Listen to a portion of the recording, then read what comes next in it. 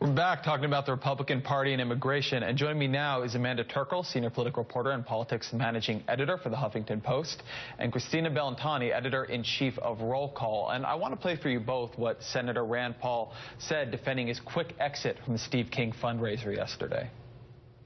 You are seen getting up after you have a bite of your hamburger and grabbing your drink as though you're trying to get away. What's the explanation for this video? About 5 minutes before that, or 2 minutes before that, the video doesn't show that another reporter came up and said, "Will you do an interview?" And I said, "I need to take a couple more bites and we'll do an interview." And then I was told we had to leave and I had to do the interview. Christina, do you buy it?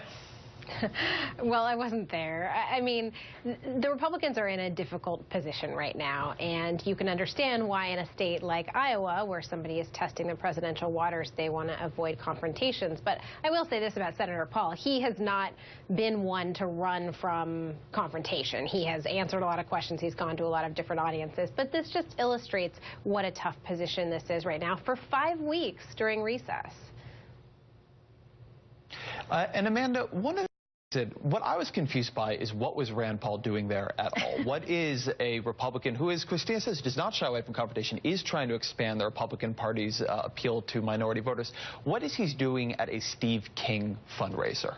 It's Iowa, and if he wants to run for president, he needs to try to appeal to Iowa Republican voters, and so he is there fundraising for an Iowa congressman. But I mean, I think that maybe Senator Paul did have an interview, but I think he's also smart enough to realize that being in a confrontation with the congressman and immigration activists is probably not the place he wants to be. Let the congressman deal with it, and he could just go sort of run away. Well, that seems to me to be the problem, Christina, for folks like Paul. Even if they run very, very perfect campaigns, and even if they do a very good job appealing to minorities, they're still stuck with the others in the Republican Party, the Steve Kings, and then even further out than that, the Mo Brooks.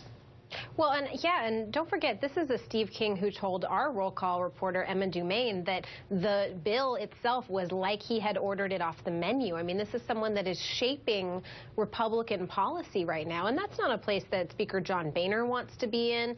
Even Mitch McConnell, who had a successful effort defeating this bill, the Democratic bill on the Senate side last week before they went for recess, they don't necessarily want to be in those positions either. I mean, Steve King is looked at as one of the extreme sides, but as Amanda noted, it's Iowa, and roads do lead through Steve King. But this is happening all across the country right now. Lawmakers are going home. They're hearing from their constituents, and you've got these groups of dreamers. You've got advocates who are really going to apply the pressure. At the same time, the crisis is still happening on the border, and you've got the anti-immigration folks who are still angry as well and are really worried that Congress is somehow going to pass some sort of amnesty. And Amanda, quickly, is this something that this disagreement between Paul and some others in the party on immigration, is this something they can resolve before 2016? No, I don't think so. I mean, there are very few issues.